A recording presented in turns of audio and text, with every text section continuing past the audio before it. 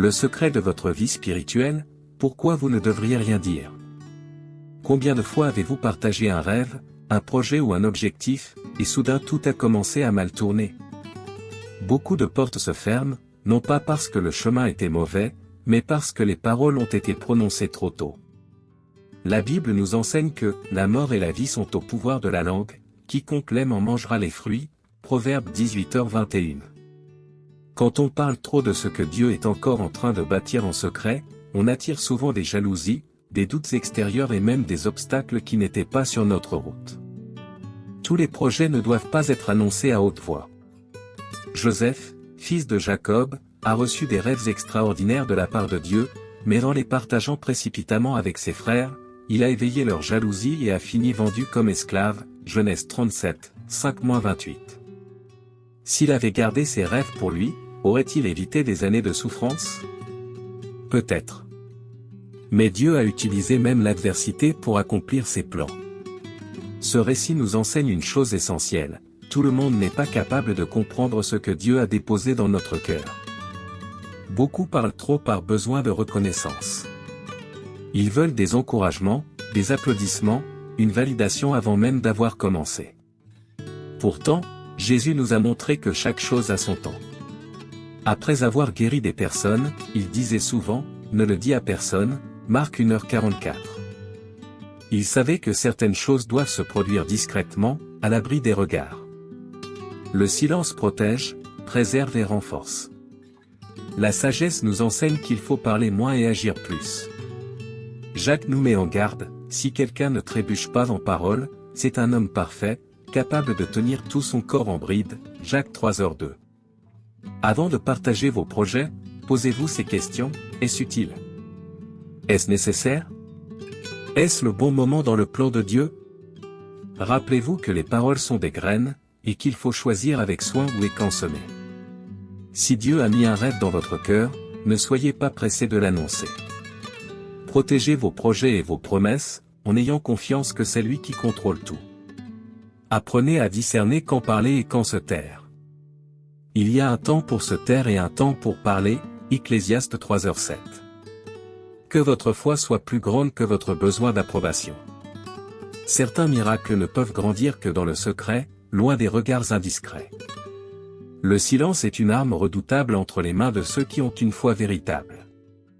Il n'est pas toujours nécessaire de répondre à tout, de justifier chaque pas, ou de dévoiler tous les détails des projets que Dieu place dans notre cœur. Beaucoup de batailles ne sont pas gagnées par des mots, mais par la capacité à rester calme. La Bible nous rappelle, c'est dans le calme et la confiance que sera votre force, Ésaïe 30, 15. Quand vous apprenez à garder certaines choses entre vous et Dieu, vous évitez les distractions, les influences négatives et les avis inutiles qui peuvent vous éloigner de votre destinée. La Bible nous montre que même Jésus a choisi le silence dans les moments cruciaux. Devant Pilate, lorsqu'il était interrogé, il n'a pas dit un mot, Matthieu 27, 14. Pourquoi? Parce que parfois, le silence est la meilleure réponse. Certaines personnes ne sont pas prêtes à comprendre. D'autres veulent seulement remettre en question ce que Dieu est en train de faire. Parler peut provoquer des résistances inutiles. Le silence devient alors un bouclier spirituel. Les voix du monde peuvent être trompeuses. Certains conseils ont l'air sages, mais nous éloignent du plan de Dieu. Job en a fait l'expérience. Ses amis parlaient sans cesse, donnaient leurs avis, et à la fin, Dieu a rejeté leurs paroles et a justifié Job, qui avait su garder confiance dans l'épreuve, Job 42, 7-8. Ce n'est pas parce qu'il y a beaucoup de bruit autour de vous que cela signifie que c'est la vérité. Il faut du discernement spirituel pour savoir quand parler et quand se taire. La Bible dit aussi, même un insensé, quand il se tait, passe pour sage, Proverbe 17h28. Le silence n'est pas une faiblesse, mais une preuve de sagesse. Celui qui a confiance en Dieu n'a pas besoin de prouver quoi que ce soit à qui que ce soit. Il n'a pas besoin de se justifier sans cesse. Plus vous apprenez à dépendre de la voix de Dieu et moins des opinions des autres, plus vous découvrirez un niveau profond de foi et de paix intérieure. Si vous avez un grand projet sur votre cœur, gardez le secret. Priez plus que vous ne parlez. Attendez plus que vous n'expliquez. Ne laissez pas le bruit du monde couvrir la voix de Dieu dans votre vie. Certaines bénédictions ne peuvent éclore que dans le silence. Lorsque vous apprenez à vous taire et à faire confiance, Dieu agit en votre faveur d'une manière que vous ne pouvez même pas imaginer. La Bible est remplie d'exemples qui montrent le pouvoir du silence et les dangers de parler trop vite. Jésus, à plusieurs reprises, après avoir guéri des malades, leur disait « Ne dis rien à personne » Luc 8h56. Mais pourquoi leur demandait-il cela? Parce que tout ce que Dieu fait dans notre vie ne doit pas forcément être dévoilé immédiatement. Certaines bénédictions doivent être préservées jusqu'à ce que vienne le bon moment. Lorsque nous parlons trop tôt, nous risquons d'attirer de la résistance, de la jalousie, et même d'empêcher l'accomplissement de la promesse de Dieu dans notre vie. Samson est un exemple tragique de ce qui arrive lorsque nous ne savons pas garder un secret. Il avait une force surnaturelle donnée par Dieu, mais lorsqu'il a révélé la source de cette force à Dalila, il a tout perdu, Juge 16h17. L'ennemi ne pouvait pas le vaincre, alors il a utilisé ses propres paroles contre lui. Cela nous enseigne que certaines révélations doivent rester entre nous et Dieu. Tout le monde autour de nous n'a pas de bonnes intentions. Certains attendent seulement une occasion de nous affaiblir. Joseph, fils de Jacob, a aussi appris cette leçon de manière douloureuse. Dieu lui a donné des rêves grandioses, lui montrant qu'un jour il régnerait sur ses frères, Genèse 37, 5-10. Mais en partageant ses rêves trop tôt, il a éveillé la jalousie et la haine de ses frères. Il a été vendu comme esclave et a souffert de nombreuses années avant que la promesse de Dieu ne s'accomplisse. Et si Joseph avait gardé ses rêves pour lui? Peut-être que son chemin aurait été moins douloureux. Un autre exemple puissant est Joseph, le mari de Marie. Lorsque l'ange lui a révélé que Marie était enceinte du Saint-Esprit, il n'a pas cherché à en parler à tout le monde. En silence, il a obéi à Dieu et s'est enfui en Égypte pour protéger Jésus, Matthieu 2, 13-14. Sa discrétion a sauvé la vie du Sauveur du monde. Parfois, le silence n'est pas seulement une preuve de sagesse, mais aussi une protection et un acte d'obéissance. Dieu nous donne dans la Bible de nombreux exemples qui montrent qu'il y a un temps pour se taire et un temps pour parler.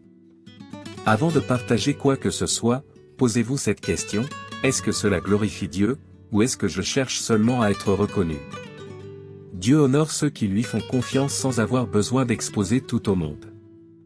Les plus grandes victoires spirituelles se passent dans le secret, entre vous et Dieu. Dans la vie, tout a un temps précis. Dieu n'est jamais en retard, ni en avance. Il agit au moment parfait. Mais souvent, nous voulons aller plus vite que lui, parler de nos projets trop tôt, ou forcer des situations qui ne sont pas encore mûres. La Bible est claire à ce sujet, il y a un temps pour se taire et un temps pour parler, Ecclésiaste 3h7. Mais combien de fois ignorons-nous cette vérité et nous précipitons, risquant de tout gâcher? Partager nos projets trop tôt peut attirer des oppositions inutiles. Néhémie avait compris cela.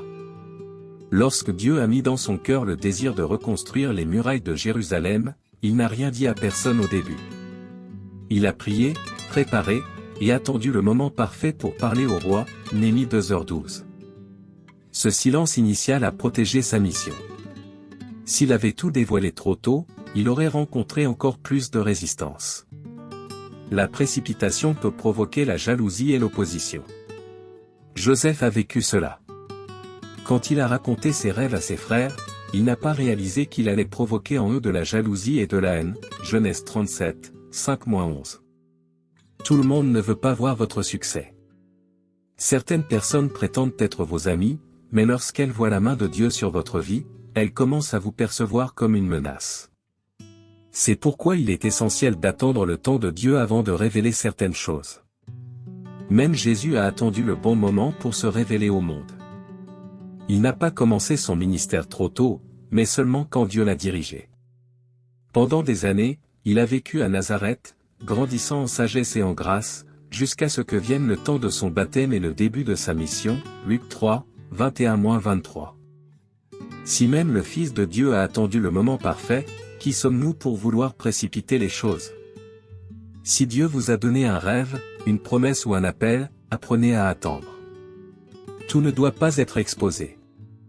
Certaines bénédictions ne fleurissent qu'au moment parfait. Faites confiance à Dieu, il travaille en coulisses. La Bible nous dit, « J'ai attendu patiemment l'Éternel, il s'est penché vers moi, il a entendu mon cri » Psaume 41. Celui qui attend le Seigneur ne sera jamais déçu. Son temps est parfait. Avant que Dieu ne vous élève vers de grandes victoires, il vous prépare dans l'ombre. C'est un principe biblique. Aucun grand homme de Dieu n'a été propulsé sans avoir d'abord traversé une période d'anonymat, où Dieu a façonné son caractère loin des regards. Moïse a passé 40 ans dans le désert avant d'être appelé à libérer Israël, Exode 3, 1 dit.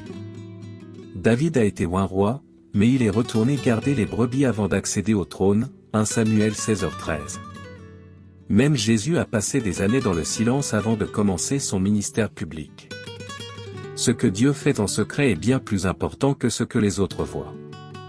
David a tué un lion et un ours alors que personne ne le regardait, 1 Samuel 17, 34-36. C'est dans cette face cachée qu'il a appris à faire confiance à Dieu. Alors, quand il a dû affronter Goliath, il n'avait pas peur, parce qu'il avait déjà expérimenté la fidélité du Seigneur dans l'intimité. Dieu utilise ces moments de préparation silencieuse pour fortifier notre foi. Beaucoup veulent être utilisés par Dieu, mais refusent le processus. Ils veulent les fruits sans planter les racines. Mais la Bible nous montre que Dieu travaille d'abord en nous avant de nous exposer devant les autres. Moïse a dû apprendre l'humilité et la dépendance à Dieu dans le désert avant de pouvoir conduire un peuple entier. Jésus lui-même a passé 40 jours dans le désert à jeûner avant de commencer son ministère, Matthieu 4, 1-11. Si vous vous sentez oublié, caché, sans reconnaissance, sachez que c'est peut-être Dieu qui est en train de vous préparer. Dieu forme ses enfants dans le secret. Il façonne le cœur, la foi et nous enseigne à dépendre totalement de lui. C'est dans le silence que Dieu nous équipe pour ce qui nous attend. Aucun processus n'est inutile. La Bible dit, « Celui qui demeure sous l'abri du Très-Haut repose à l'ombre du Tout-Puissant » Psaume 91, 1. Si Dieu vous a placé dans une saison cachée, ne vous découragez pas. Il construit en vous quelque chose que personne ne pourra détruire. Le temps où Dieu vous garde caché n'est pas un temps d'oubli, mais un temps de formation. Et quand le moment sera venu, c'est lui qui vous révélera au monde. L'obéissance silencieuse précède toujours les grandes victoires. Quand Dieu donne une instruction, il attend que nous la suivions sans poser de questions, sans chercher l'approbation des autres. Les Israélites ont reçu un ordre très étrange avant de conquérir Jéricho, marcher en silence autour de la ville pendant 6 jours, et le 7e jour, crier, Josué 6h dit. Ils ne comprenaient pas pourquoi, mais ils ont obéi.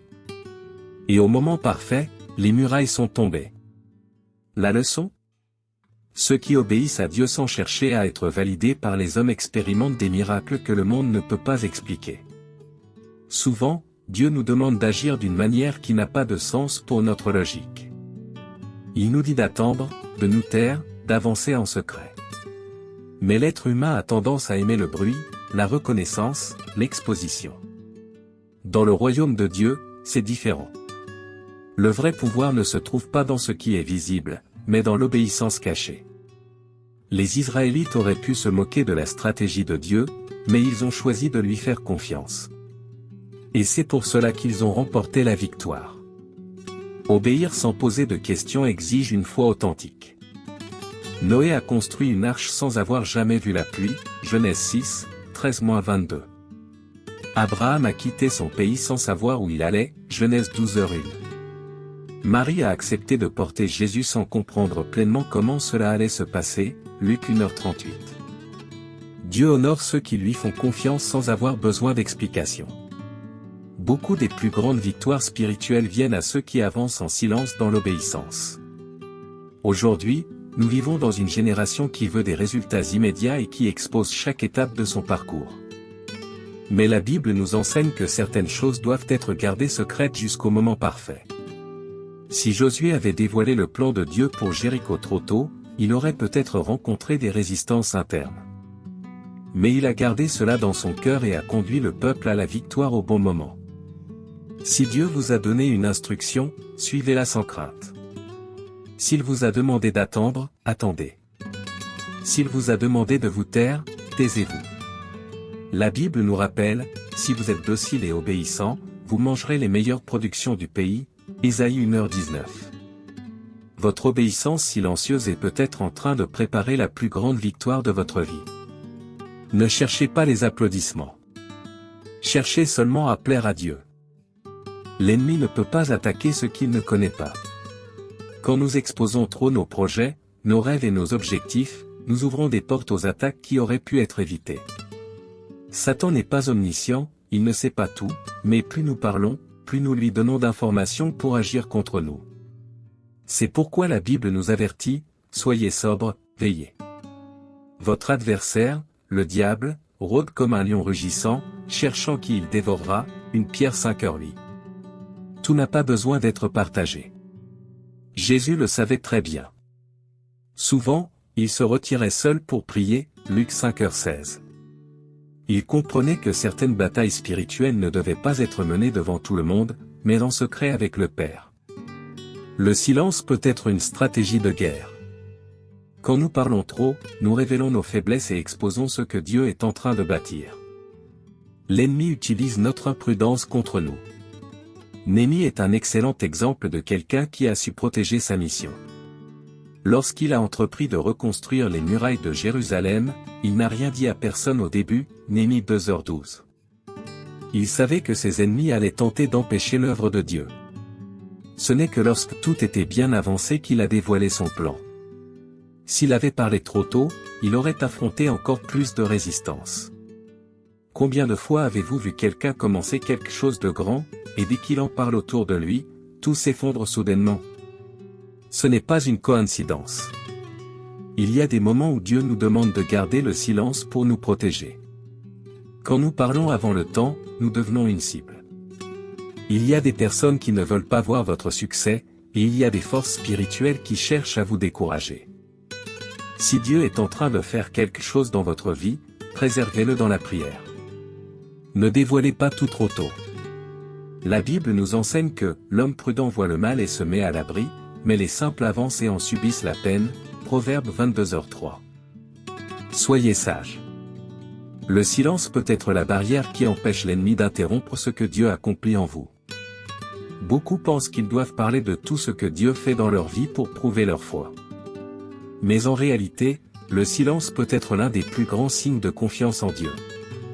Celui qui croit véritablement n'a pas besoin de validation extérieure, ne cherche pas les applaudissements, et ne se sent pas obligé d'expliquer chaque détail.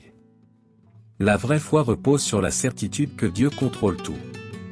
C'est ce que Jésus a enseigné lorsqu'il a dit, « Mais toi, quand tu pries, entre dans ta chambre, ferme la porte et prie ton Père qui est dans le secret, et ton Père, qui voit dans le secret, te le rendra. » Matthieu 6h6. Ceux qui cherchent la reconnaissance des hommes perdent la récompense divine. Les pharisiens priaient en public pour être vus, mais Jésus a dénoncé cette attitude, Matthieu 6h5. Dieu ne se laisse pas impressionner par les discours, mais par les cœurs qui lui font confiance dans le secret. Les plus grandes bénédictions arrivent à ceux qui ne parlent pas de leur bataille, mais qui les livrent en silence, dans la prière. Celui qui fait confiance à Dieu n'a pas besoin de justifier chacun de ses pas, il avance simplement dans l'obéissance. Abraham est un puissant exemple. Dieu lui a promis qu'il serait le père de nombreuses nations, mais l'accomplissement de cette promesse a pris du temps, Genèse 15, 5-6. Pourtant, il n'a pas cherché à convaincre les autres, ni à interroger Dieu en public. Il a juste attendu. Et Dieu a accompli exactement ce qu'il avait promis.